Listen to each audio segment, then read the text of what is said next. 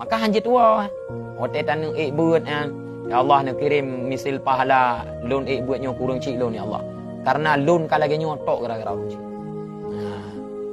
Yang lagi yang tak pegah lebih. Untuk hotel tak jamaah, ya Allah Tuhanku nak kirim pahala misil jamaahnya lun kepada urung cik lun. Lun kajiat lagi ya Allah tok gara-gara urung cik. Hana wujud lun lanunya ya Allah miokong karena urung cik lun. Tak palih-palih tak urung cik lun ya Allah.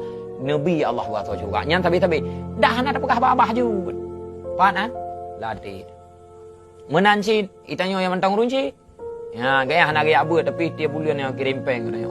Kirim peng, sirto, lerto, 500 sejuta. Ya, tapi tanya ini dah ya. Munya hana taingan membaca.